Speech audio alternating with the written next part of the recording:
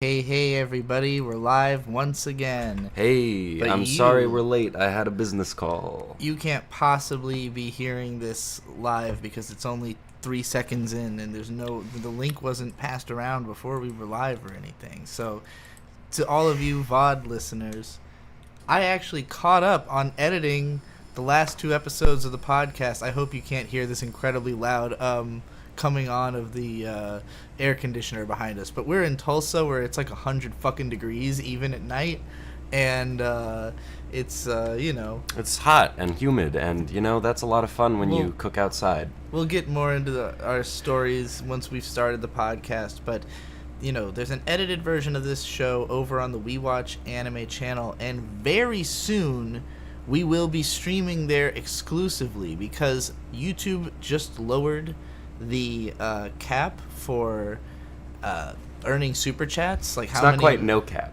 but yeah, they've whereas it's 4,000 watch hours in order to get advertisements run on your channel, it's only 3,000 now to get super chats, and we are very close to hitting that on the We Watch Anime channel. We're like 500 watch hours away. Should be able to hit that by the end of this season, and then by next season we'll have super chats enabled over there, and we'll just fucking move the whole show. So this will be the only season of the show archived on this channel as a live show. The live show will be then done on the other channel. I'll still do an edited version because at some point I gotta post all these on Spotify, which I've totally neglected since like episode 3. Sorry to the few people who listen on Spotify. Were trying to listen to it on there. But we need the watch hours. Yeah, it's more important to me that it comes out on YouTube, and somebody actually told me how I could extract the audio easily, but did you download that OBS captions thing? No, I did not. I wonder if I took a screenshot. Forgot about that. Trixie cooking? No, not me. No. I cook. You said we, but I haven't cooked shit. So you've done cooking. I just said it's really fun for people who cook, or for me who cooks outside. I guess no. In any case, I do not cook anything yet. I want to learn how to make snacks. Sorry, my grandma just reminded me that her wedding anniversary is tomorrow, and it's like, thanks for not letting me fall on that sword. Yeah. So the edited version of the last 2 episodes that had been delayed, they have come out now. Please. I'm checking to see if I can hear us. Stop looking at my phone. I'm sorry. I'm distracted easily by flashing lights that are next to me. The last 2 episodes are out now, and this one hopefully will be out by the end of tomorrow, as is normal for the show, because we don't have any crazy shit going on tomorrow. I think we actually just have like a natural day off. Today was nice. We got to do there's only 8 episodes of anime this week, so actually, everything's ending. Let's go ahead and start the podcast. We watch anime. We watch anime with third-degree burns. Oh, yes. Bird really fucking burned his leg badly last week. Right, the day after we did the podcast, I made burgers, which many people are calling the best burgers they've ever had in their life. I mean, I've said it every time I've eaten one of your burgers. We've been all over the country eating burgers. Nothing is as good as your burgers that I've had. But unfortunately, when you're in a hotel without a kitchen, you have to cook outside, and so I was using my Coleman stove to do this, just kind of sitting crisscross applesauce on the ground with, shorts and a shirt, because it's hot. I think you tweeted a picture of yourself, right? Like on the ground? I may have. But anyway, I got done with the first round of burgers. I forgot to take the fat out of the pan, and then I put in the next round of burgers, and the first one just kind of splashed grease all over my leg. Yeah. It really hurt, and it has not stopped hurting. In fact, gruesome. About 10 minutes before we started this podcast, I got up from the chair I'm sitting in, which has some wood accenting, and I scraped some of it off. Which was really, really painful. But, and also because it's been so hot and humid in Tulsa, it's been melting, which is interesting. Oh, God. I didn't know that could happen. It's like but anyway, thing on your leg. Enough gore. Yeah, well, this week of anime, was actually pretty good. I was pretty happy with a lot of it. This was one of the least painful experiences we've had catching up on all of the shows for a week, because again, there were only 8 episodes. We didn't realize that Boku no Kokoro Yabai Yatsu, or The Dangers in My Heart, was over. Ended last week. And you were really mean about it, too.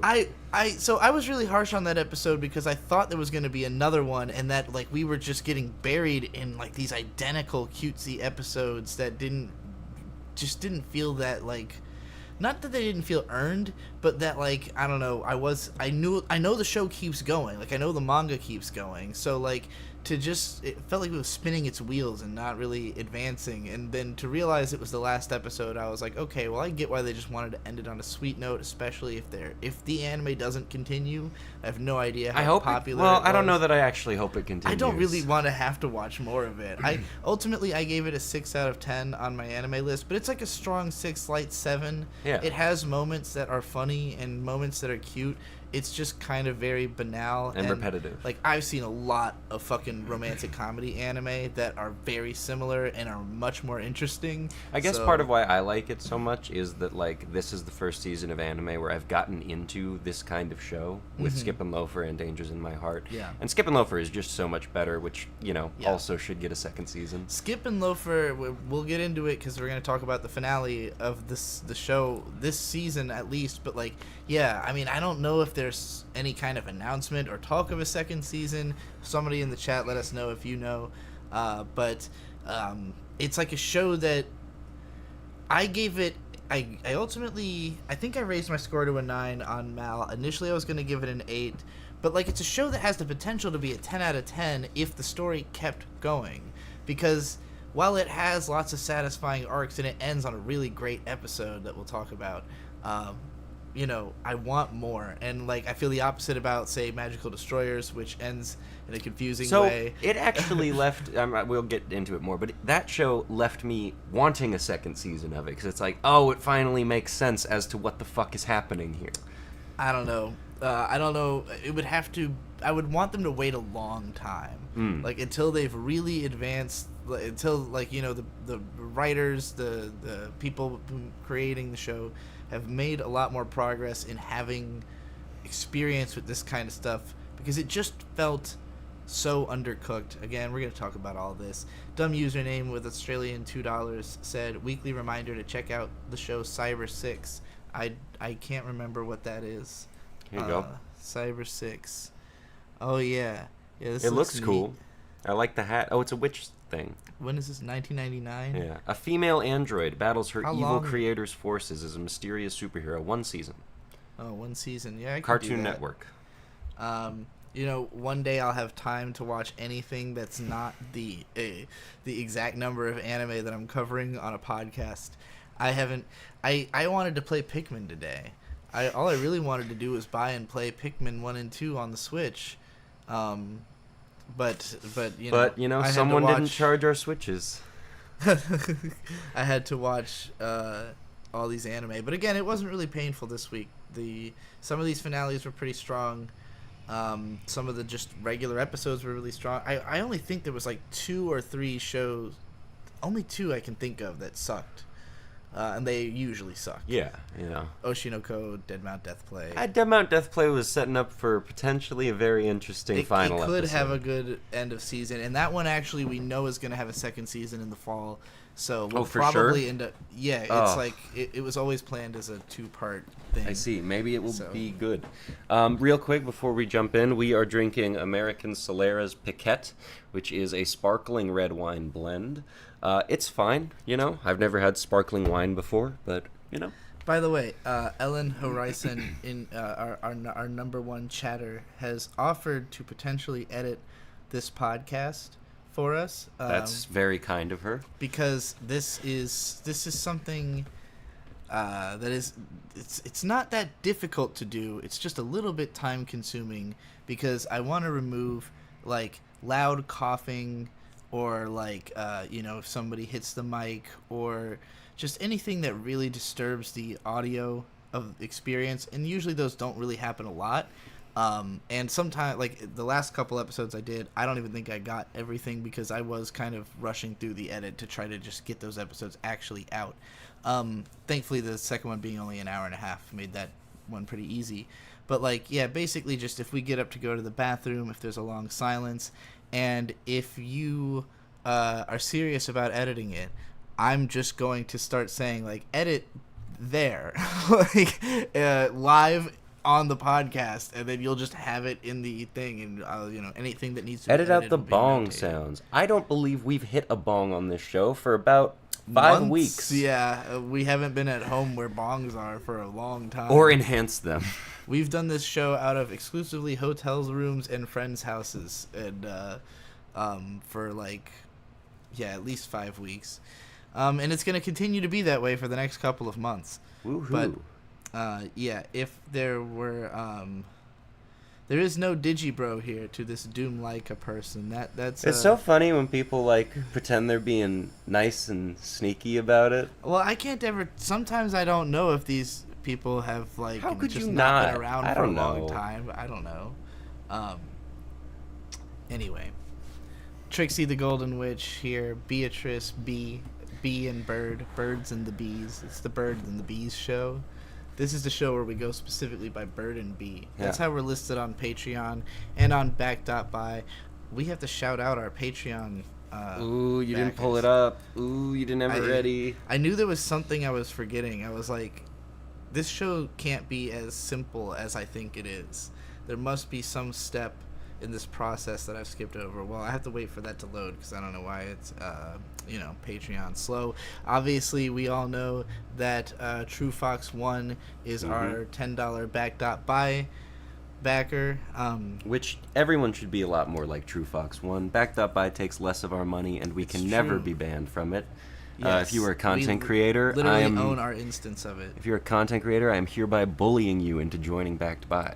Backed.by. Yes, back.by, created by our friend Dick Masterson, who has his own podcast, and he is extremely dedicated to creating something that nobody could ever be banned from, even by himself. Or God. And just like literally mechanically, he can't ban you. Like the way the site works, it's impossible. So anyway, we're going to look up our $10 thank you patrons, who include Devin Hall.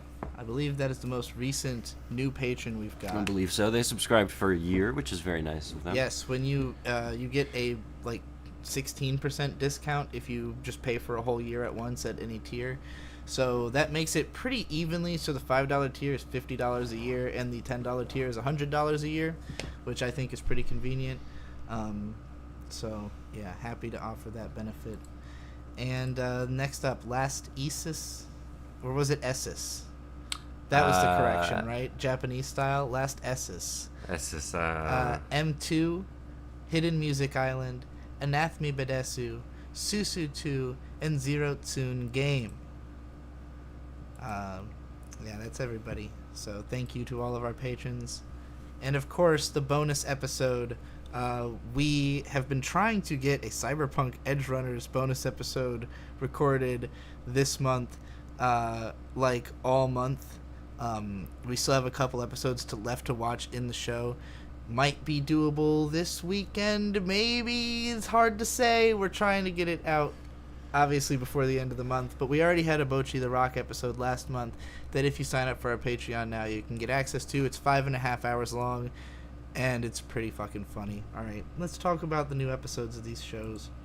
We have the season finale of Heavenly Delusion. Last episode was pretty depressing, I'm going to be honest. I didn't really like how it made me feel. This episode it's less depressing. It's kind of like... I have torn feelings about this episode because on the one hand, the last one left me feeling so... desolated, I guess. Desolate? Just, hollow. Desecrated? Sure. That, like, this episode kind of being, like, a pick-me-up or, like a deliberate vengeance for the previous episode. it almost feels like getting off easy a little bit. It's like I think that's a little inappropriate given the content of the last episode. Jesus Christ. The air is so hot it's hard to breathe. So in the last episode, the kids in the facility basically have to leave because it's falling apart, and they go to the outside of the outside, and they are just conceptualizing this basically as, well, it's just stages, more and more stages of outside, right? Like the outside of the outside of the outside of the outside of the outside of the outside, which is the inside of the outside of the outside of the outside. But like, they don't really conceive of the fact that outside of the facility is literally not controlled by those people. Like, there's nothing. Their whole world has been up until this point. Yeah. Why would the rest of it not be? They're like walking around going like, why would they make it so hot? Like, why would? Because they think that this is just because they've been test. in climate control the whole time too. And they've been told that there was a test coming up like this day, you know. So they're just like, okay, this is what it is. I guess we just go out into this wilderness, and then the group ends up splitting, where the two darker-haired kids are like, we're gonna keep exploring, and Mimihime and Shiro. Who whether we have been revealed this explicitly or not, you mentioned in the previous episode. Mimihime is the girl who's covered in bandages and doesn't have any limbs, and Yes. Shiro is the doctor who shoots himself. Yes, and we had just thought at the time that it was his daughter. Yeah. Like, so, because the But it show's pretty turns vague out about they're it. in love, or he's in love, or something. Yeah, and I think it almost, I think they did suggest that in the final dialogue, but I just took it as like, you know, a parental love, I guess. Sure. But in this case, it's. But now we know how I significant think that it's just was. because I had conceived of the Doctor as being old because he has gray hair. But when we know that he's just always had gray hair, then it makes you realize he wasn't necessarily that much older. And the girl, you assume, is younger because she looks small because she has no fucking limbs. And, you know, it's just interesting because the show's always changing your perceptions, your expectations, flipping things on its head and making you question shit. And the more details you uncover, the more you both understand, and also it just like multiplies the effect of like, but wait, so that means that this happened too, and it's intense. I took this screen cap in particular because this is exactly the Tulsa experience we're having. The air is so hot it's hard to breathe. So we're in the room with Dr. Man with the glasses, and he's like, people come in, and he basically just starts screaming like, "I didn't mix them up. I would never mix them up. I know exactly who these babies are." Babies, but they want to give I assume what they think is the real baby. One of them's like a clone, right? What makes the two babies different exactly? Do you know? One is a clone. I believe that is it. I think just Okay. one's a clone because you know, the old lady wants to be in the clone or something. Or the real one, I don't remember if we really figured that out yet. So the guy has mixed up the babies. I mean, dramatic irony points to the idea that the one they gave to Tokyo is probably the clone, right? And that's Maru. Well, I think so I don't know, because like he wrote 0 on one of them's foot, which is Maru. So that one's probably Maru. Okay. Unless that's a subversion too, and he just heard about it from the other one or something. Like, there's Maybe a lot he that just could be did that fucked to like support his story of like, hey, I totally know who the difference are. Look, this one has a 0. Dumb username said the dude in pink looks like a Katsuhiro Otomo character. Highly agree. He looks kind of like the dude from his Neo Tokyo short, but like if he got fatter and taller. Anyway, so they're trying to return the baby, and also the woman in the suit, I don't remember her name, she has like some kind of plan. She gives it a silly name of how they're going to rescue all of the kids. So she seems to still think like, hey, we're gonna go save them fucking kids. None of this How can do end I well. reach these We know kids? factually that none of this can end well. So it's always like just kind of like this whole show is like moments before disaster, like you know, memes one after another. So we cut to Maru back in the future, and he's just, it's been 2 days, we learned, since he last saw Kiriko, and he's just kind of depressed. He's like, where my sis at? Well, because he's reasoning through it in his mind, where he's like, look, if I met somebody that I hadn't seen in a long time, who I was really close with, I probably would talk to them all night. We'd probably keep chatting through them next morning, but for her to be gone for 2 nights... She's my bodyguard, you know? She's forgetting what she's doing. Without saying anything, it's just a little bit much.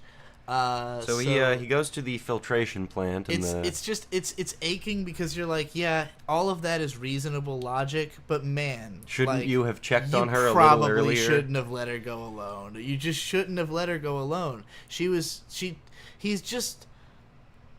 You know, he I don't know, he wasn't thinking about her safety because she's the one he considers stronger, and she was reassuring him like, hey, you know, I'll be fine. But it's like, no, you need to protect each other. You both, like, you can't have one person go off with some fucking stranger, you know, like, in this world, you just, you need to have somebody watching your back. It's the buddy system. Yeah. Just always be around a buddy. Or 2 buddies. I feel better with, like, a group, usually. Big buddy. Big buddy. I'm the big buddy. So, this is... So, the filtration plant, there are these 2 guards out there, and we learned that, in fact, yes, Robin was hooking up with... whatever. With Kiriko. Kiriko. And so... you know, basically, Maru's like, hey, she's been here for 2 days, I need to go see her, and they go get permission from the Bureau or whatever, and he just kind of kicks their ass immediately. Yeah. We get to see a lot of Maru kicking ass in this episode, which I don't think we've really seen at all. Pretty much right from this moment, he understands the situation, like, this guy's been dragging my girlfriend around this facility and telling people that he's got his old fuck buddy back. I immediately understand the situation implicitly, and he just starts beating everyone's ass. Yeah. And so this is where I can't help but think, anytime I see like any sort of rape revenge plot line, I think about Gaspar Noé. We recently watched his movie Climax. We watched Climax. It was pretty terrifying. His movie Irreversible is a lot harder to stomach. I have never been able to watch the whole movie. I've seen both the start and the end, and I've been told about the middle.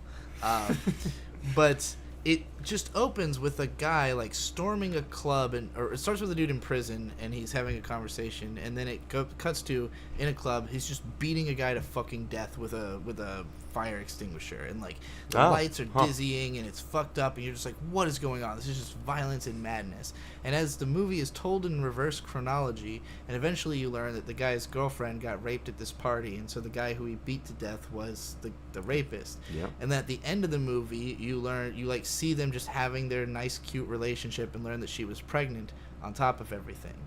That's no good. If the movie was told forwards, then you would have a situation where you have this cute couple, the girl gets raped, and the guy beats the other guy to death, and the audience is satisfied at the end that justice was served. But that's the opposite. And when you're watching the movie, you don't know why the guy's beating the guy to death. It just feels like shit. The whole thing feels like shit. The cute moments feel like shit because you know what happens to them afterwards. So the whole fucking thing feels like shit. This show, it feels good to watch Maru beat up all these fucking assholes and this rapist. I'll say, he's not really like beating up the regular guys. He just kind of throws the first 2 into a river, and then he just kind of like shoves away the other 2.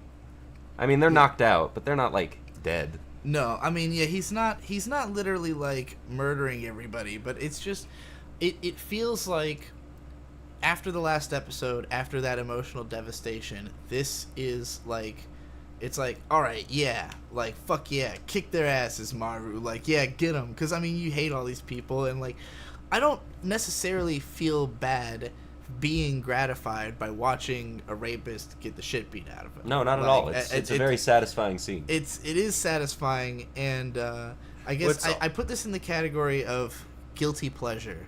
And I'm gonna use Ghost Lightning's definition, because he was always arguing you shouldn't feel guilty about liking something that's supposedly bad, because standards don't really exist. Nobody can tell you what's good or bad.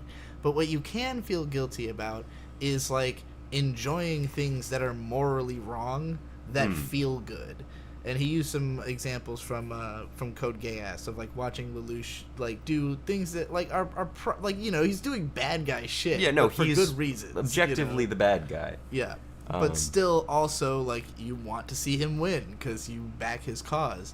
And, like, in this case, I feel like that sense of, you know, like, I don't feel... Like, it doesn't make me feel better about the fact that what happened to see this, like... No, it's vengeance. still... I know, it's a very accurate portrayal of trauma. Yeah. You know, I mean, as... fucking dumb username, justice served, but the victim still lives with the trauma. Yeah, exactly. So this scene you have cut right here is well, this scene really struck me. And people say I interrupt you. Sorry. No, it's okay. Go ahead. I lost my train of thought. Oh, sorry. Well, I just looked at the screen and I was consumed by the image because this is one of those scenes that like really stuck out to me because we've been dealing with this gender question throughout a lot of this show. One of the first things we learned about, she does go by Kiruko, right? Kiruko, yes. Okay, so it was originally Kiriko was the girl. Yeah, the brother was Kiruko. Something with a U in it, I guess. So Kiruko has always been like halfway convinced. Like, I was originally a boy. I was the younger brother of Kiriko. And then she died, and my brain was put into her body, and now that's just what I've been dealing with. But so most of his memory, or her, whatever, their memories are the boys. And so in this scene, what has triggered this weird, weird dream kind of sequence is that she has a memory that her sister had. Yeah. Suddenly, one of Kiriko's memories enters Kiruko's mind, and the reaction is like, this must be something that the body remembers. And like I don't know, like unpretentious way to say that I read a lot of stuff about psychology, but like what interests I'm an armchair psychologist. I'm an armchair psychologist, and one of the things that intrigues me the most about psychology is how much of it is not in your brain, how much of it is in your guts, in your like body, in the way that you feel about your body. And like, you know, obviously for me as a trans person, like it makes a massive amount of difference how I present myself to how I feel inside, and that affects like all of my abilities. You know, my entire ability to operate as a human being is largely dependent on how I feel about my body. So like this show, the commentary it has on like the difficulty of like feeling like your mind and body aren't matching, but at the same time are synchronizing in certain ways. And there's certain stuff that you know or you remember in more of a physical sense, you know? And like for me as somebody who spent a long time like not taking care of my body and now kind of am necessarily just by way of like doing a highly physical job, like I'm learning exactly what that means. Is like, my muscles remember things, like literal muscle memory. If somebody else's brain was put in my body, they'd know how to do my job implicitly because my body knows how to do the job. It's not my brain. My brain can be totally fucking disengaged from the job while I'm doing it, because it's so easy for me to do physically, you know? Sure. And so, like, yeah, this show, like it's diving into that idea that like, you know, having this traumatic event that happened that is connecting to the body's remembered trauma of, you know, this having happened before, it causes you know, Kiruko to understand like the expressions that she saw on the guys' faces differently. Robin's face,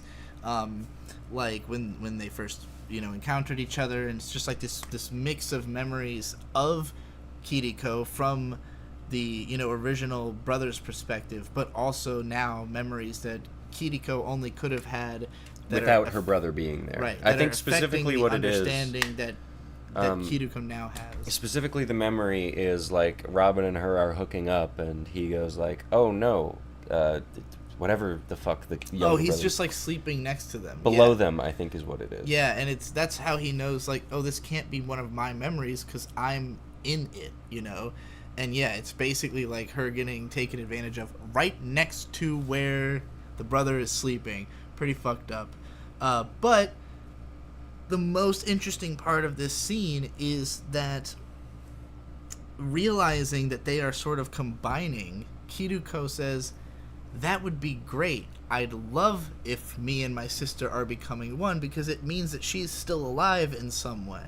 Like, through Kiruko's existence, which, Kiriko is still there. I don't actually know if this is the case, but knowing the show, she probably is, in like some weird robot body or something. I mean, yeah, her brain literally might be around somewhere, and that would introduce all kinds of complications of its own, but like the body, like the relationship that, the brain now has with the body is one where they are becoming as one, and to such an extent that it's affecting the literal ability to remember, like, images. Well, it's kind of like the opposite of what happens in an organ transplant, which is like the body tends to reject foreign body or organs or whatever.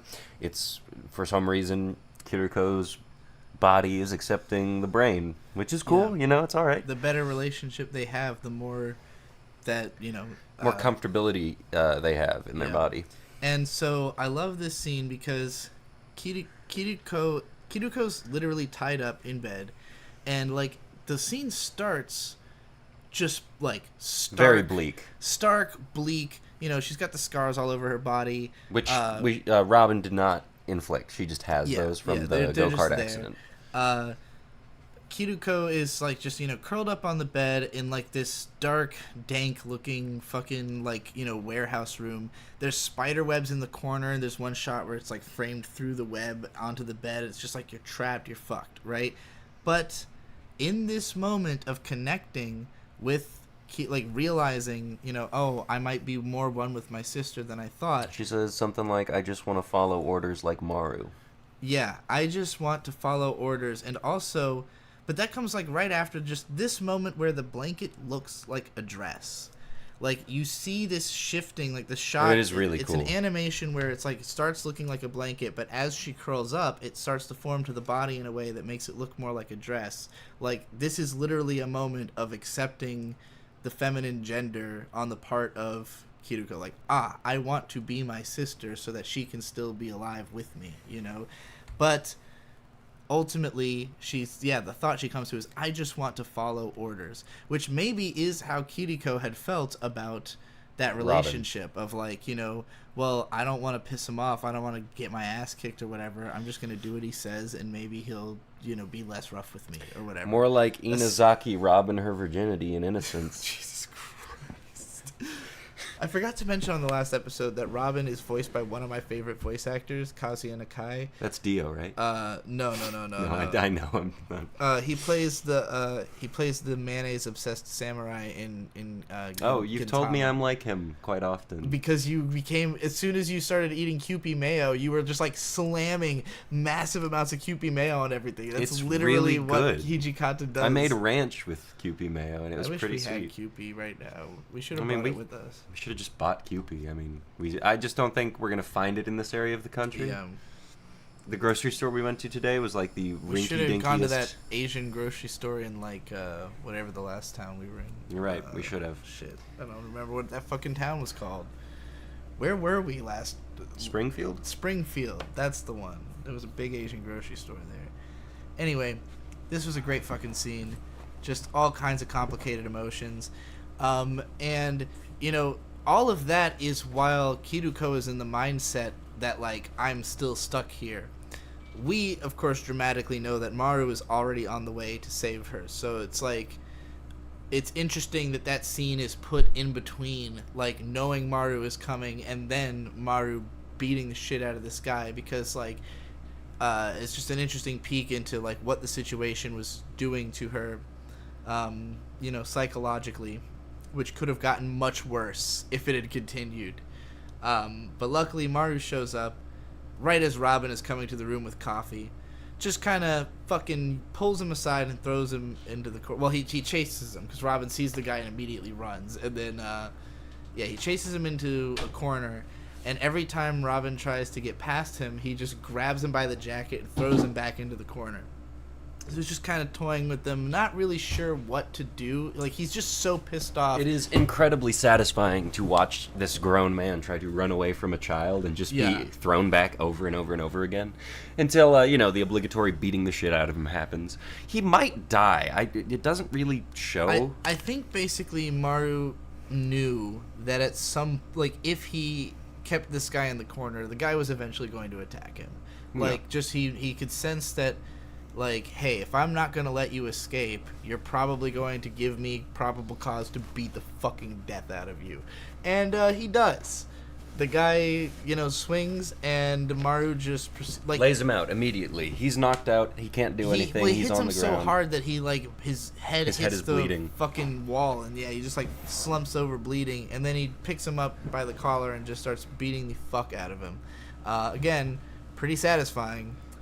Pretty fun to watch, not gonna lie. And then Guilty we pleasure. cut back to the school again, and Violence is bad, but beating up kind of. pedophiles is good. I don't know. Anyway, so then we cut back. I mean, that is all true, but we cut back to the school, and they basically are trying to get into Tokyo's room. They're not succeeding. Dr. Man comes up and goes, "Hey, Tokyo, it's me. I'm opening the door," and he opens the door, and then he goes in and goes, "Hey, Tokyo. So here's the problem."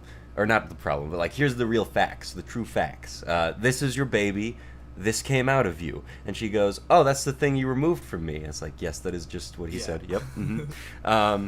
And so then, I don't remember is his name Kuna? The other guy? The guy that's the father? Anyway, they go, "Oh, we need to tell him about this." And then, crazy millionaire old lady is alive. The old bitch is still alive. And she's still running around. And everyone, again, goes, "You can walk?"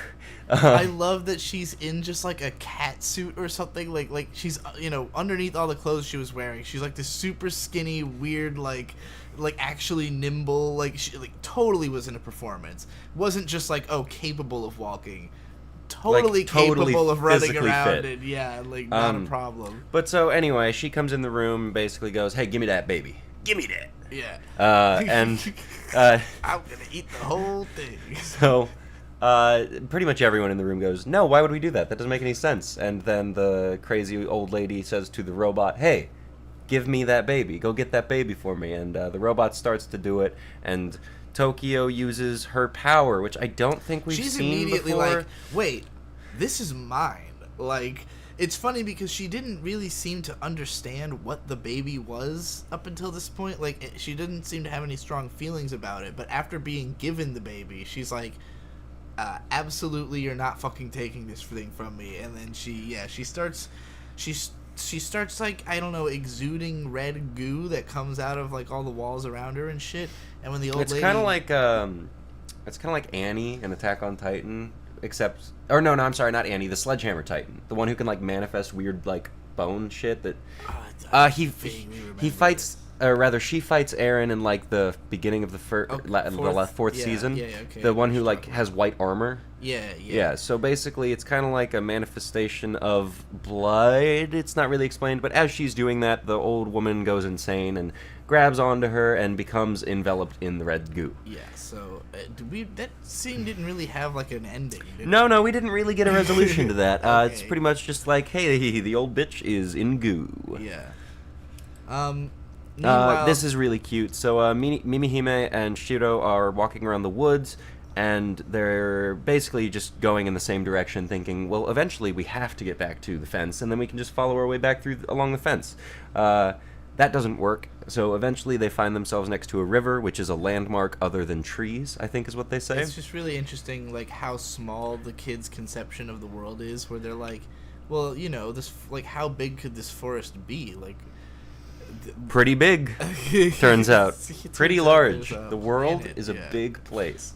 Compared to a little facility, at least. But so they see the river. Mimihime is standing on the edge, and the edge breaks off. And Shiro, in a superhuman feat of strength. And to this point, we haven't actually seen if Shiro has, a power or anything.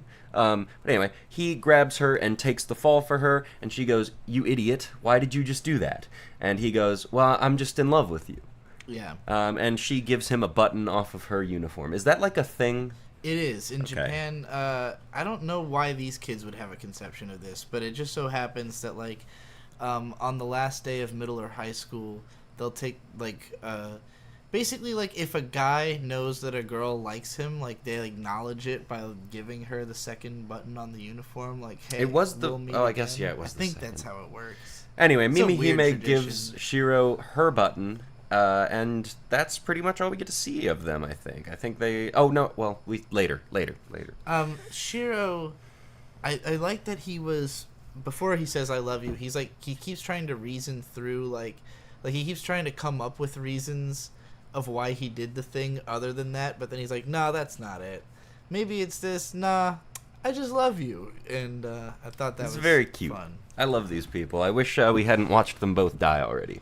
Yeah, in such a horrific and tragic way also. So and it's also just like you're waiting to see how Mimi like the fact that they're continuing their story in the past means that we're gonna see how she lost all her fucking limbs. That's gonna be a real riot. So yeah, this is the scene where Kiruko is obviously, crying by the riverside and just kind of like, wow, fucking, I can't believe all of that, It's just like Matt Foley, motivational speaker, used to say, if you don't do your homework, if you don't let an old woman grow into your body, if you don't do all of your responsibilities as an adult, you're going to be living in a van down by the river. Now, you can't see the van in this shot, but we do know they have a van and they are near a river, so that joke feels justified to me. It's true. I hope Matt Foley was his name. I can't remember. I think that sounds right.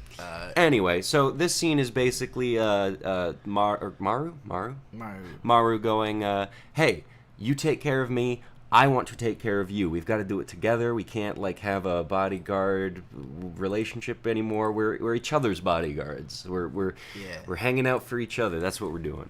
Well, and I like also that it's sort of a long conversation they have, but there's a point where I guess she brings up not being sure about the identity, who the fuck am I?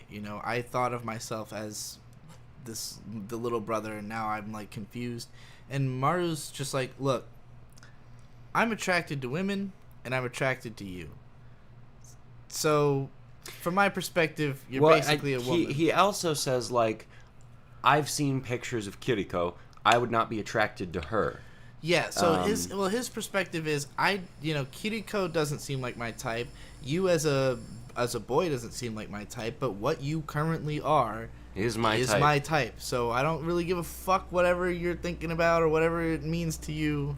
To me, I just really like you. And then he lists off all the things he likes about her. Look, you know how to cook, you are smart and have survival instincts, you know how to drive, you're supposed to be listing the things off Maru says about Kiriko, not things you like about me. Look, maybe I've given a similar speech before about all the things I like about my partner, so I thought this was really touching. But it is a very cute scene. I liked it a lot. Oh, also, real quick, we're not talking about it, but Season 1, Episode 8 of Hell of a Boss dropped today. I'm pretty sure it had been missing for quite a few years. I don't know if it had ever actually been released before, but I watched it. It was really good. Had me on the verge of tears. Check it out. Nice. Sorry for the interruption. Yeah, basically the end of this episode, Kiruko and Maru just sort of drive off in the van. She's like, I can't be depressed forever. We got to keep moving. Unbelievably strong mindset, but I guess she's been living in this hellhole for quite some time. Meanwhile, back at that facility, there's one locked door. Yeah, everybody cleared out, and an investigative group comes to figure out what the fuck was going on. They're just they see coffee stains, they see blood stains, and then they open a door, and there is a dead woman hooked up to a man-eater. Which kid do you think this is? No idea. I wouldn't be able to figure any of that out because I have not. I mean, look, this is definitely a show that is worth going back through. I think it's got. Obviously, if there's not a second season, never fucking watch this. You'll just ruin your afternoon. But if it gets more, it will be, or if they, announce more. I don't know if it's already been announced. If they are announcing more of this show, then it would be worth watching the first season multiple times to make sure that you have the best understanding you can of what's going on before you go forward. Because even though it does answer lots of questions, also a lot of those answers can just be surmised by looking back through it, So I thought this was a really strong season. Ultimately, I would give it like a strong 8 to a light 9. For me, it's more of an 8 out of 10 because, well, I don't know. It's a contender. I feel think like it's a 9. I would give it a 9. I think I just need it to go. I need more of it before I can really feel emotionally. It's probably why I attached. give it a 9 is because I do know where it goes. And I feel like I'm gonna say this about a number of shows this season where, where like I want it to be a 9 or a 10, but it's just not there yet, and I don't know if I'm this show I'm probably getting more of. Production IG, pretty reliable to do multiple seasons. Real quick, someone had said, I don't think this woman was in the school. I was not implying that the woman was one of the kids. I was implying that the man-eater is one of the kids. The man-eaters are because the man-eaters are all the kids. Exactly. Anyway, yeah, so that's, they creep towards it, and then it jumps towards them, and they lock the door immediately and go like, oh, fuck, what do we do? Yeah. And there's also a final shot of, like, a bunch of the surviving kids just, like, on a speedboat to a city. To a city, like a real city. No idea what that was about. So, yeah, that's, again, there's just so much mystery still left. Like, I think this show, I guess I probably could raise my score to a 9. I think I gave it an 8 on Mal, because I'm confident it will stay good, and, like, what we got was really good. It's just that, like, if it ended here, I wouldn't be able to give it above an 8. If I knew there was not going to be more. And obviously the manga is complete, and you can just go read that. Or is it complete? It's not complete. Not I don't complete. believe. Maybe they'll make the rest of it after the manga finishes or something. I don't know. Well, we'll look forward to more of that. So, Dead Mount Death Play. This show is still ongoing. There's still another episode left in this season, and it is promised to have a second season in the fall. I really hope we're stuck with it for becomes a while. real show next season. I mean, the thing about this show is that it just takes way too fucking long to set up whatever it's doing, because it is so ridiculously autistically detailed. And I use that word selectively because it is the particular way that this show communicates, where it feels like all of the characters are kind of just doing the same thing at the same time. Like, because the author is trying to guide the plot, he's just writing his intentions into every single character. They're all the same. They're all working towards the exact same ends. Like, the personality differences between them are very artificial or superficial. That's what I mean to say. Like, like you said, they're all working towards the same ends. Everybody's just trying to figure out the same fucking information right now, and it's not even really clear who you would really consider a good guy or a bad guy. Well, I would consider the fire-breathing bugs a bad guy. What are they doing that is so bad? Murdering people? But aren't they killing, like, bad people? I mean, they're kind of just trying to kill people, right? I don't know. I don't think they're good. They're probably not good. I don't think Polka's brother is good. Like, the cops initially didn't seem like good guys. No, but now it feels like they're good guys. Because, the Pen was friends with them. Whatever. My experience having watched all of Do-Da-Da-Da, where, like, basically everybody except for Isaiah is on some level justified or tried to make into a good guy by the end. Like, very few characters ever, like, die.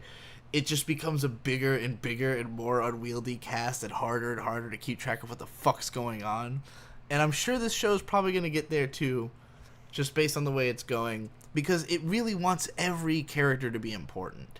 Everybody who it sets up has to have, like, full scenes in every episode, but they're so fucking redundant because they're all doing the same thing. Sorry, I just googled Isaiah to get a concept of who he was as a person. Yeah, he looks bad, but more importantly, he has a personal board game, which is chess, Go, Othello. No. It's on a Go board, and it's chess, Othello, and shogi all combined together, and that's like, wow, this guy's crazy. Oh yeah, Isaiah is one of my favorite anime characters. But so real quick, explain all of Do-Da-Da-Da to me, and then after that, go into the melancholy of Haruhi Suzumi. Maybe some other time. That's the one with the headless Celtic girl, right? Yes. Okay. Yes. And then Bakuno's like mobsters who are immortal or something. Immortal mobsters in the 20s. Although in the light novels, the series goes for like 200 years, so you learn a lot of history of the characters. So again, this story, it's limitless how far this could go based on Ryogo Narita's imagination. It's just about the grind of getting there, especially because this is a manga adaptation. So the story is much like it takes a lot longer to get through all that information than it would in text form. It's just so clumsy. It's unwieldy. The opening scene is basically Phantom Solitaire, the Master Thief, is one of a group of people who are going to see the But he's in disguise. He's in disguise like an old man with gray hair and glasses. They're going to get their fortunes read at the fortune-telling shop. There's a lot of extraneous dialogue about how realistic the fucking magic... We literally know how it's done. I don't give a fuck how everyone else perceives the magic that Polka's doing. It doesn't mean anything. It doesn't add anything to the scene. They're explaining the magic that Polka is doing on top of explaining the fuckery magic tricks that Phantom Solitaire is doing because he's perfectly disguised as some guy who's, I don't know, having trouble with a submarine or something. There's just so much... Sorry, it's probably not a submarine. I don't remember what it is, but, submarines are on the mind. We have another one of these scenes where, like, at the police precinct, they're literally giving a presentation, and as this guy is explaining the symbol to the other people, these two old guys are just like having a totally different conversation over him about how much they don't like him, like right in front of him. Well, it's like, oh, you're sitting around drinking coffee, doing nothing, and then he's like, I mean, you guys are griping at me right now, so you're literally doing nothing. That happens actually a little bit. That's like after. Oh, that's he's after done. this. That's after God. he actually gives the speech. This is like him during him talking. Like you still hear his voice over top of these two old men conversating, and I'm like, this is obnoxious. Like, this isn't something I want to watch. I don't want to listen to these old fucks gripe over the speech I already was, like, struggling to give a fuck about. Like, it's like you're admitting how boring it is. And I don't know, this whole thing was like some weird setup. I guess the point of it is, so... It's to introduce some people, pretty much. Introduce some characters, but also, so he's showing this symbol, which he knows is not the correct version of the symbol. There's an additional line. And Solitaire also knows this. Yes. That was the point of putting it on the balloon, is to have anyone come and contact him to go like, hey, that's wrong. Exactly. So the police know that the symbol is wrong, and they're showing it to everybody in the room to try to figure out if any of them are going to point out that there's something wrong with it. None of them do. So this is fucking just a totally pointless exercise full of boring, obnoxious dialogue and characters that meant nothing. Meanwhile, in the Batcave, Phantom Solitaire in his disguise, he's so impressed with the ability to recognize what his... like the person he's imitating is doing, but then he asks a question about the symbol, and Polka or whatever Corpse God basically goes, "Hey, it should look like this. It should not have a horizontal line." There's also like conversations between the Pen and Polka about they're trying to figure out who all they are willing to get involved in this at all, because if him as being supposedly Polka gets involved, it could get the family involved, and they're trying to protect the girls in the family. So there's just a lot of dialogue about how much information they should reveal to whom, but ultimately they show Phantom Solitaire that the symbol is supposed to have a different mark.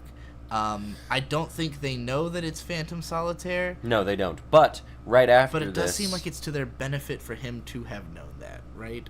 Sure. But right after this, Polka says about, I think this is implying that he kind of does know it's Phantom Solitaire, or at least he's bringing up a personal aspect that could only be known if you knew he was Phantom Solitaire. And it's like, oh, was there a woman in your life with a wheelchair? Yes. She's really only manifesting as a wheelchair. She hasn't been around for a while. She can't speak or anything. And that just made me kind of think like, wow, this guy's whole life is my wife or daughter spent a miserable time having her life, died in a wheelchair, and so now I'm just doing silly pranks on the government. And it's like, he's like the Joker light. He's not really trying to hurt anyone. I'm the Joker, baby!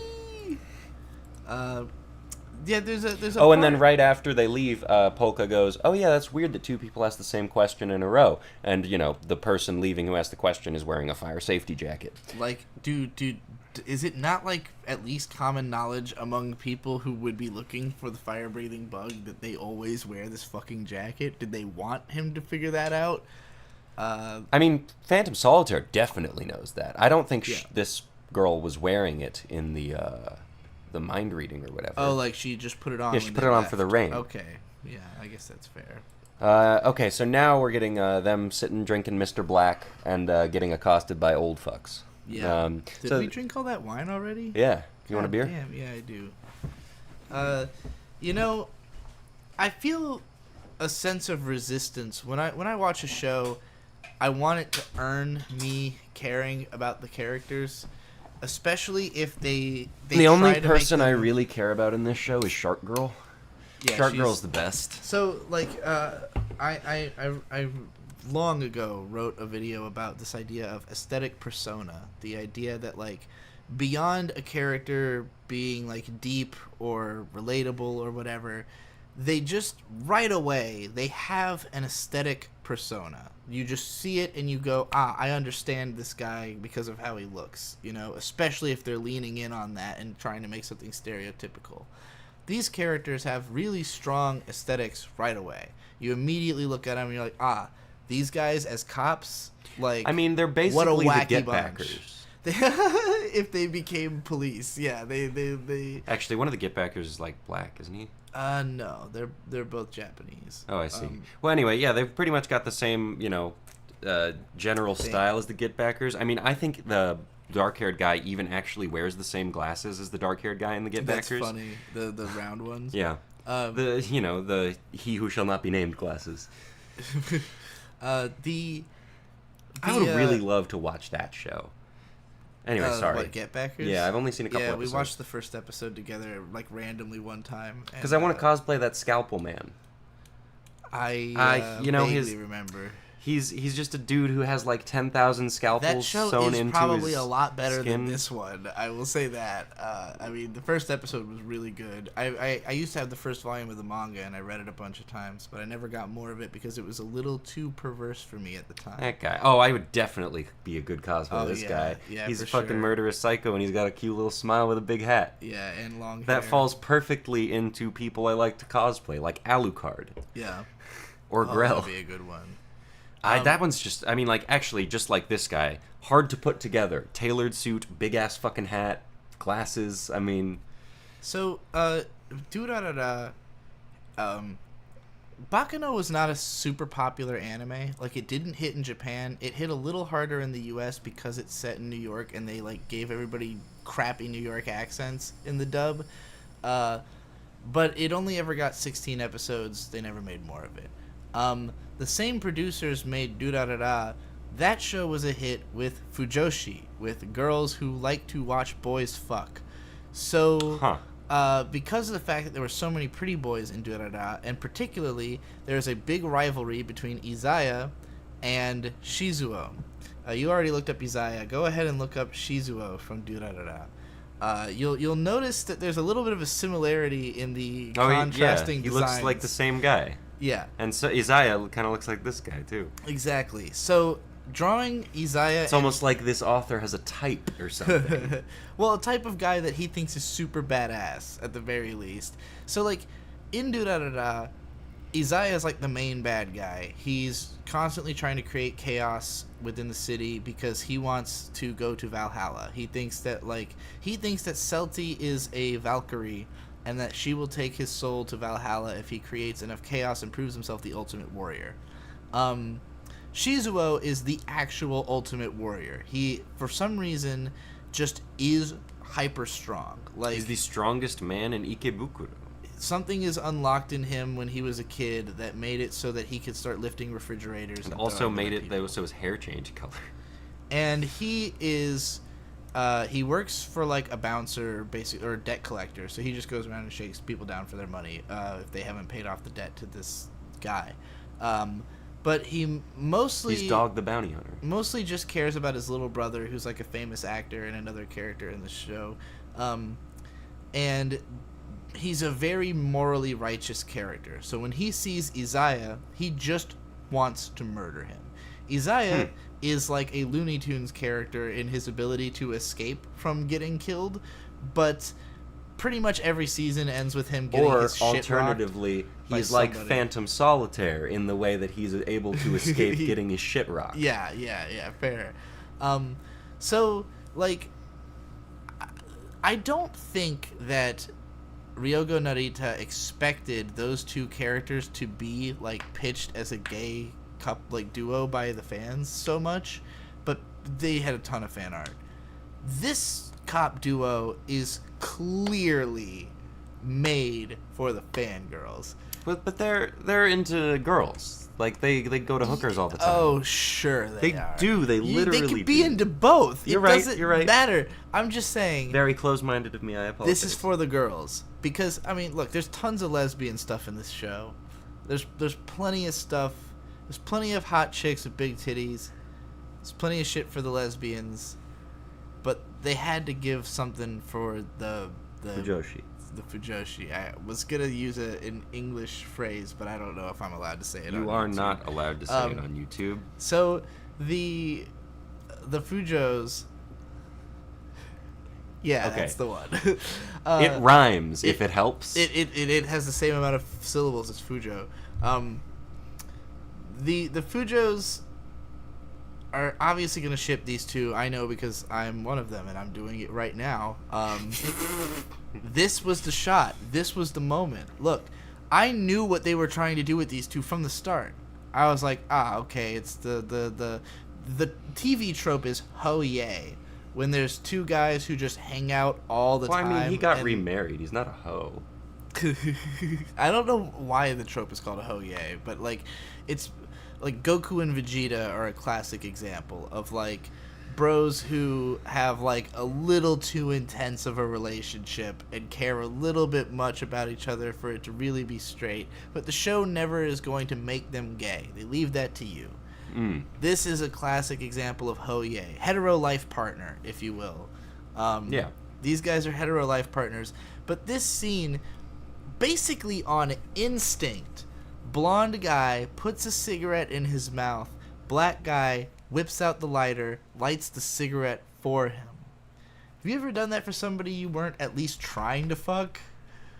Yeah, because, at events, it's really cool to pull out a Zippo. Well, okay, at events it's different because you're doing it in front of a crowd. I mean, like, just, But was I doing that to come off cool enough to fuck? Yeah, maybe a little bit. Okay, yeah. I had to stop carrying a Zippo around because I had to change the wick on it, and I could not figure out how to put it back together, so that personality is dead. Yeah, I just thought this was adorable. Like, and it was because they were eating together in the last episode, and he was doing the whole kind of like, I know you so well, I can't believe you're eating it this way instead of the norm. Like, they were already doing the kind of cute date-like stuff, but this is just kind of another level. I don't know. Fujo goggles on maximum overdrive. Phantom Solitaire breaks. I think basically all the action is just converging on the office. Like not the office, the fucking the building all the Yakuza kill people in. Isn't that the office? Isn't that where they live or they operate? No, I think they operate out of somewhere else. I could be wrong. The fortune telling thing was just in there, and because it's so full of spirits or whatever, that's why he kept it as his office. I don't think so. I think that's just where they live. I could be totally wrong. But anyway, everyone's converging there. Yeah, Phantom Solitaire's shows like, up. hey, this has to be where they are. I mean, it just feels right. And then he's rambling about how Edogawa Rampo's work is now in the public domain, so he's allowed to reference it. But he's afraid that it will make his fans upset, so he's not going to. It's just the author talking about how he wants to make Rampo references. Doesn't he just come to the conclusion of like, whatever, they're gonna do it anyway? It probably. I have an Edogawa Rampo reference in my Twitter bio right now, because he's the man who coined the term Eroguro nonsense to describe his work, and thus created the phrase Eroguro. Jingai Jingo Komodo, thank you for helping everyone figure out the words. There's been a conversation in the chat trying to figure out what word. Yeah, no, they got it. Oh, this was actually great. We finally get What to see a Corpse good God's character necromancer design. teacher, and man, would. Would be 1,000%. Yeah, I mean, like, if I could kin a character. that mask gave me a boner. Everything about this. Because she's wearing a boner. Yeah, okay, I got you. Anyway, yeah, no, she's just incredibly hot. I get why we haven't seen So, I mean, her up until now. It's not easy to make a character design that is as sexy as it is threatening and badass. You know, like, I remember there's been some very controversial video game designs of, you know, or game characters with huge open titties, and, like, they also look cool, and, like Mai Shiranui from, what fucking game is she from? King of Fighters? Yeah, like, Is that like Record of Ragnarok? Look up MAI King of Fighters, and you'll get the girl I'm talking about. I don't know if I said her last name correctly, but, like, I don't know. I have always looked up to any character that is both sexy and badass. She's Katana or whatever. Or who has the fan in Mortal Kombat? Yeah, Katana's kind of similar. Yeah. Yeah, she's hot. Big boobs. We'll get to ninja girls actually later in this podcast, because there's also a hot ninja girl in a different show. But yeah, no, like, it's difficult to pull off, like, Dom, like, as a woman and being, like, sexually explicit, you know? People kind of put women in the submissive position almost as a matter of course, and it's I'm here to change that. I will cosplay as the Junker Queen. You will all call me Mommy and or your queen. Yes. I would definitely call this my queen. Just the bone face obviously does most of the work. Like, it's an incredibly threatening image of, like, a literal skull coming off her face. Her face itself is hidden. She's wearing, like, a giant hat, so it looks like she's some kind of powerful mage. And if you were in a world where you knew that there was, like, you know, crazy mage gear, obviously you're going to look at that as threatening. But so basically she's explaining to Corpse God, hey, I'm about to topple this fucking empire. Are you ready to be free? Well, I'm not done with the design. Oh. Also, there's sexuality to it, not just in that she's, you know, got huge tits and she's wearing, like, this skimpy bra, but there's chains coming from a choker with, like, a jewel in it. The jewel, of course, signifies, like, wealth and dignity, and also there's lots of gold. The chains are literally gold chains.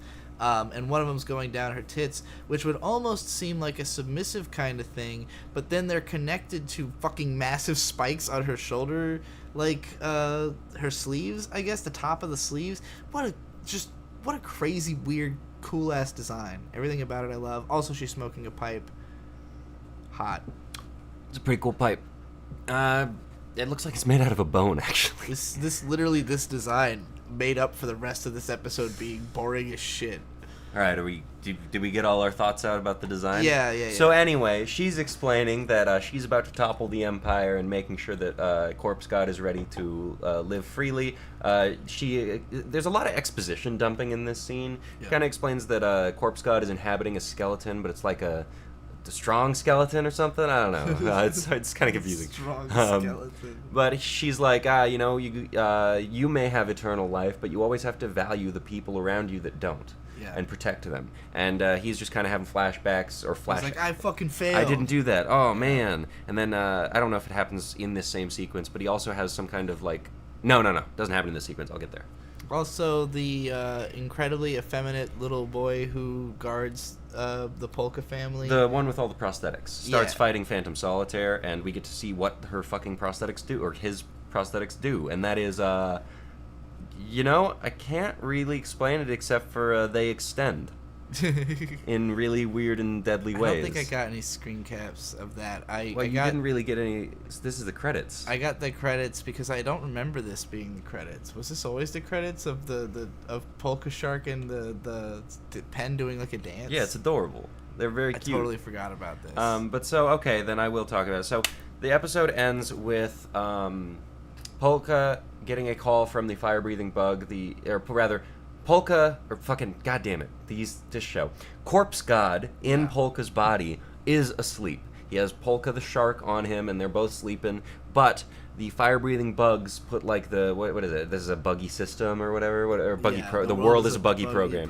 The world is a vampire. They also had like an extra fucking 2 sentences or something. It was a special message. I don't remember reading all of it. Couldn't really make it out. Anyway, so after Polka or fucking Corpse God wakes up, he gets a phone call, and it's the fire-breathing bug with the umbrella that we've seen argue with Phantom Solitaire a couple times, and the fire-breathing bug basically says, like, oh, you're one of the bastard sons of Habba-da-Babba-da-Ba. And he goes, how do you know what that is? And then he has a flashback to, I assume, someone in royalty just, like, forgiving him for being a fucking jackass. I don't know.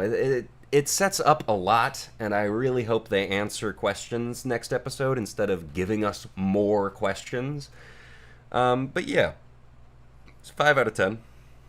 Well, this isn't over yet, so... Oh, it's not? No, there's still an episode left. No, I know. I'm just saying, this episode, 5 out of 10. I don't even know if I can score it that high. I just finished my sentence with, they set up a lot. I really hope we get more answers than we do questions in the next episode. And then I said 5 out of 10, and then you said, but it's not over yet. There's another episode. Well, I don't know, man. Okay, just making sure we're clear on... I was reading the chat and trying to understand what was going on down there. Oh, didn't we have a super chat? We did. We skipped it. It was, not everyone is dead naming, I promise. You know, yeah, dumb username with Australian $5. Not everyone's dead naming, I promise. An obscure webcomic artist, Josh Lesnick, now goes by Jacqueline, looks very different from how I remember. I understand where you're coming from. I mean, technically you're dead naming by mentioning what their name used to be. Yeah, using the dead name is dead naming. That's why I am typically so harsh about it. Right. Usually people who don't feel the way that you would if you were dead naming intentionally apologize and are very nice about it. And if they're not, I feel correct in dealing with you the way I have. Anyway, obviously not everyone is dead naming. It's interesting, just like the difference between people. Like, there's a very categorical difference you can feel between people who have spent any amount of time around trans people in real life and people who haven't. And granted, trans people are not that much of a percentage of the population, so most people have never encountered any of us. But let me just say, you should encounter a lot more of them. They're a great fucking time. It is a great time to hang out with trans people, but. Yeah, no, it's interesting the way people look at it differently. Where, have you ever had a woman explain a very fun concept to you for about 3 hours on end? Because I've been getting a lot of that lately, and I gotta say, it's really nice to not be the only one explaining things. It is. I feel the exact same way as somebody who does a lot of 3-hour explanations. Aww. Cute. I need to use the restroom very quickly. All right. Is that all right? This is a bathroom break that will be edited out by whoever edits this, whether it's me Are you taking one too? Ellen. No. I'm just going to sit here and pretend. Don't just leave them alone. I'll sing a song. Oh, God. Let me think of a song. Why is it so hot in here?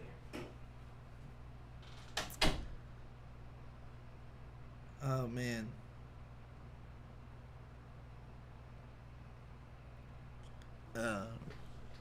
What's the song? What should I sing? What do you guys want to hear? I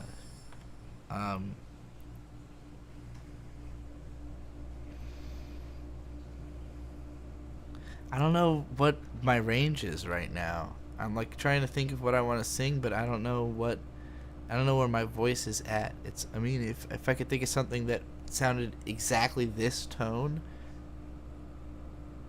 What's the show on screen? This is Hell's Paradise, or Jigokuraku, which we'll be talking about next. Not the last episode of the season, but it is the second to last, I believe.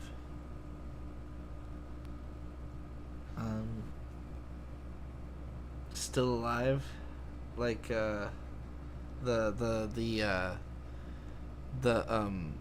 This is a triumph. That one, that's Still Alive, right? The Portal song? I think. Isn't that song called Still Alive? I don't know what it's called. Because I'm still alive. Yeah, that's the one. I'm doing science and I'm still alive. I don't think that's how that song goes. I could be wrong.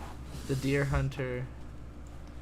Well, you know what? You were too indecisive. You couldn't come up with something to sing, so here we go. Hell's Paradise. Woohoo! So, this episode starts... Okay. Yeah, go for it. You said woohoo. You do that every time I say woohoo. Anyway, so this episode starts off where we left off, obviously, with, or rather, where... I don't think we left off in last episode with this, but, fucking... What's her name? I don't remember any of these characters' names. Senta is the fat guy. It's him and the two girls. I'm So, trying to remember too now. Ninja Girl basically immediately runs away from this guy like he's too powerful. I can't do anything with him, and she's just immediately captured. Because at the end of the last episode, I don't know if we mentioned it, but the second they walk through the door, Groot's head just comes off. Yeah. And so, yeah, she tries to book it, and he immediately is like, hey, don't run away. I like you. I want to fuck with you. I've been trying to reach you about your car's extended warranty. But yeah, so basically he explains, you have some usage of Tau, so you are the most interesting, you have the most Tau. I don't care about these other two, Yamada and Asaemon, because they're losers. Yes. And so he just kind of starts kicking the Asaemon's asses and trying to convince the ninja girl to be friends with him. He summons these, like, puppet Kyoshin, dudes. I think he calls them? They're humans that he experimented on until they are no longer human, I think. Whoa, you said the thing! No longer human, dude. So this I say he, but they're all gender fluid, so this one's gonna switch back and forth. I think this is one of the Tensen that is more man identifying. There's a part where he changes into a woman to use like different attacks, and different tactics. Because yes. that's something we learned is men and women can use different kinds of Tau, the yin and yang, whatever. But anyway, so Ninja Girl's just kind of being assaulted by this guy. Groot is still alive enough to explain expository Well, we're not there stuff. yet. We're not there yet. Well, that's what's happening right here in the screen cap. He's saying, "Oh, you're still alive." Oh, I see. I forgot what his name was, I guess.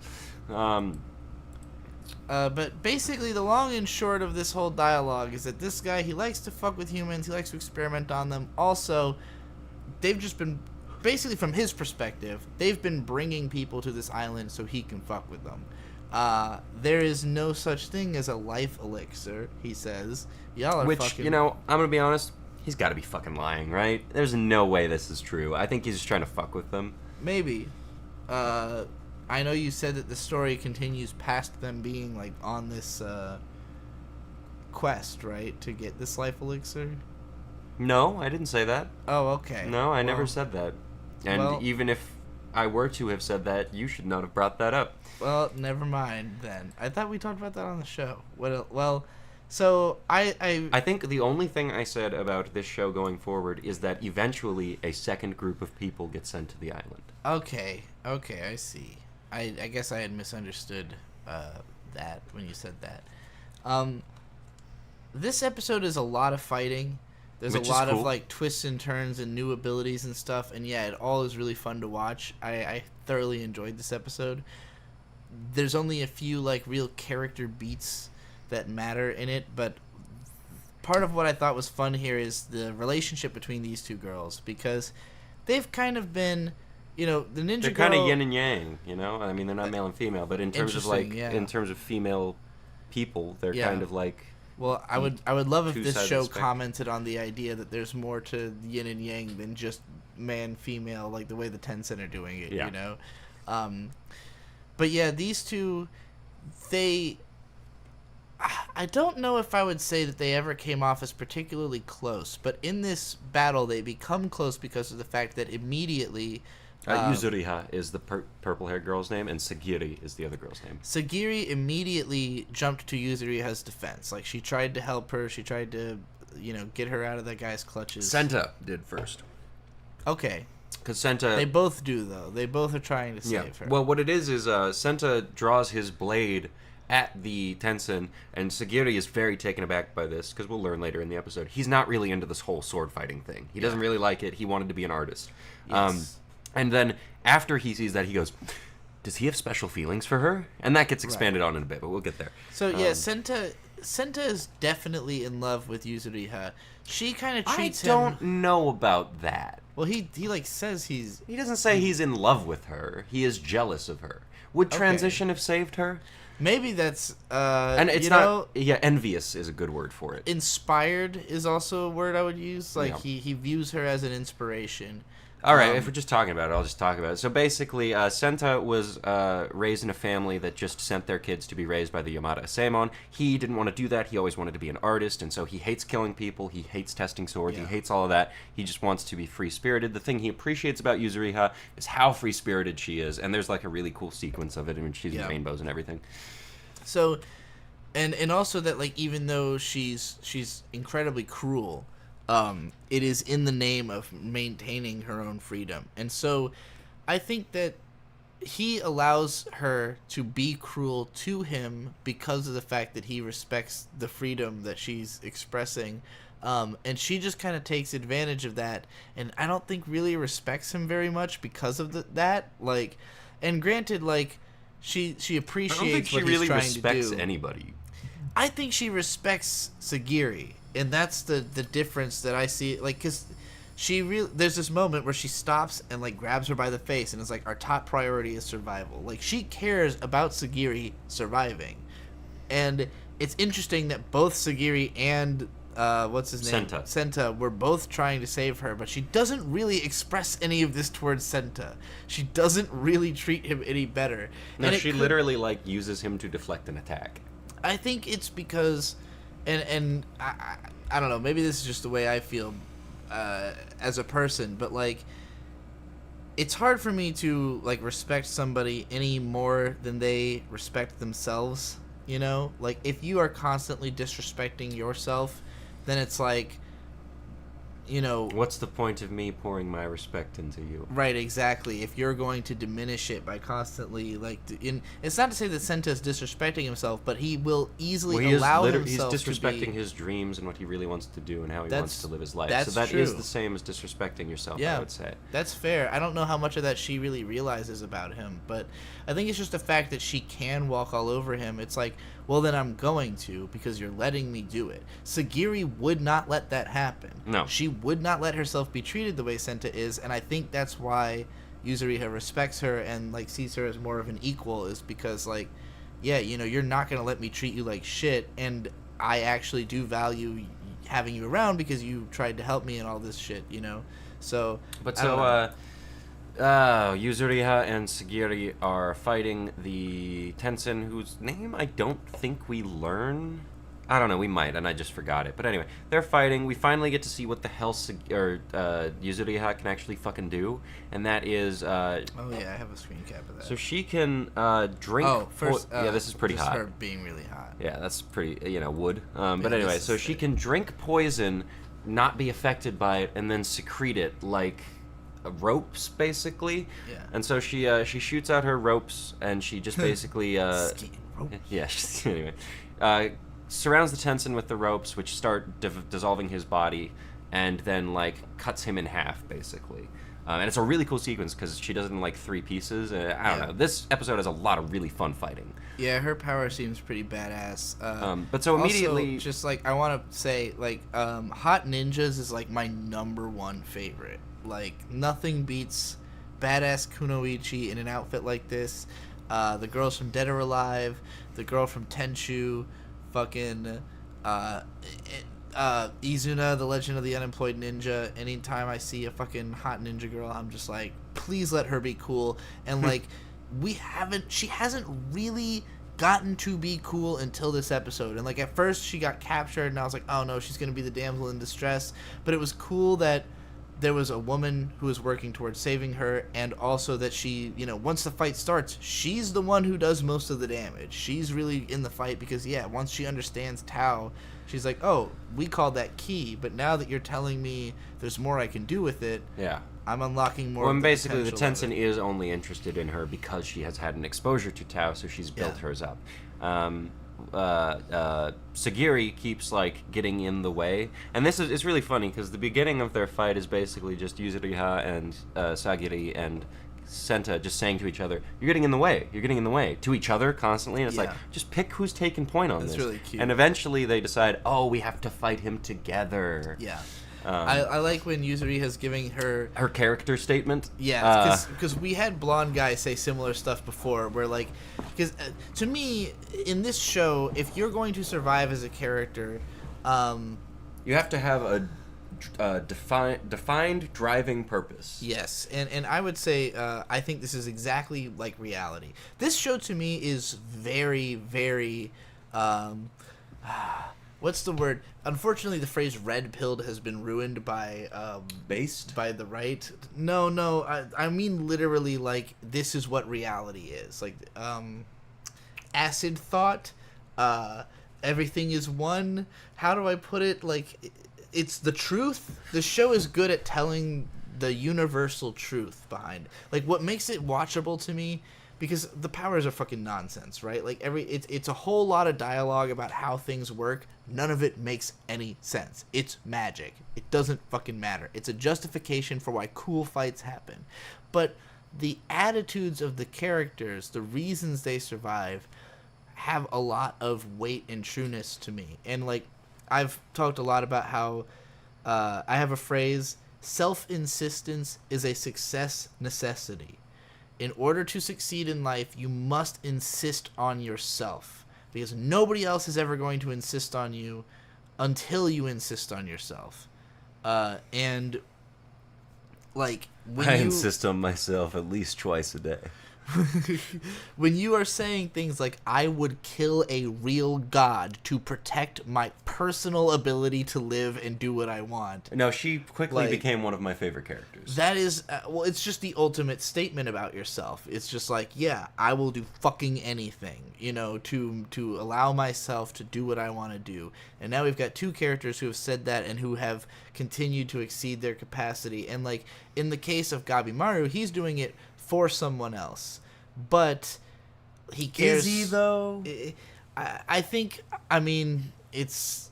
I said episodes and episodes ago that I think his wife is like secretly dead. It might even be that he knows it and he's just like psychologically fractured himself to forget. I'm really anticipating anything from this show because it's fucking nuts, and we still have an episode left in the season, so I'm excited to get to that too and see what kind of stuff happens there. But yeah, like, they do briefly seem to kill this guy by all working together. So, basically, Tree Man tells Sagiri, you have to cut him in, and he uses a word for it, but basically, the center of his stomach.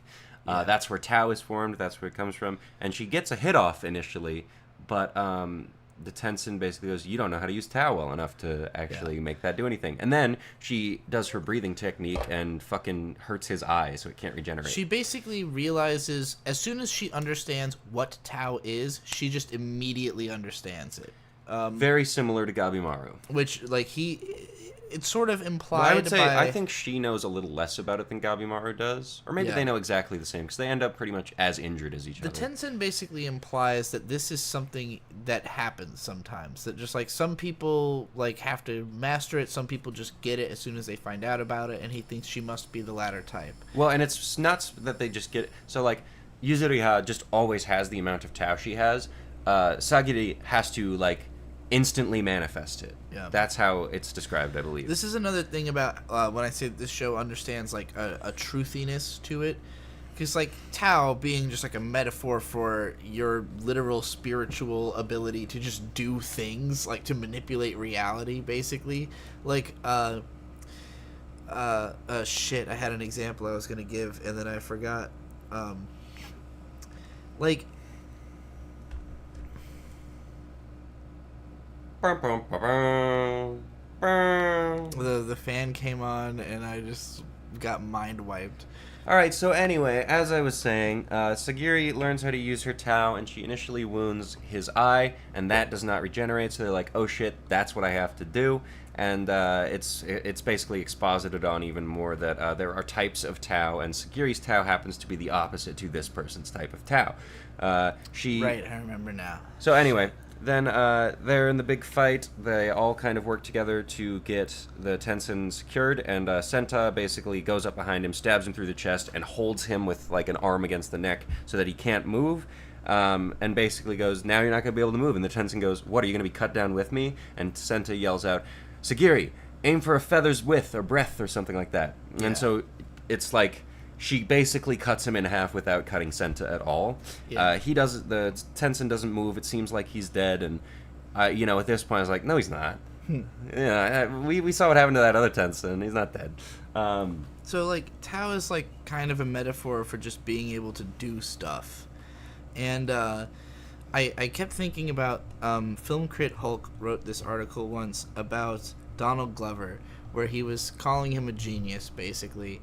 But he says that a genius isn't necessarily somebody who gets it right on the first try. It's about how quickly you learn. Yeah. How fast you can make it better, how much better it is the next time you do it. And I think everybody has certain things that they are just like way more talented at than other things. Like I would not consider myself a genius as a writer by any stretch of the imagination, because it took me so fucking long to get good. Like, to even get, like, mildly good took a lot of practice.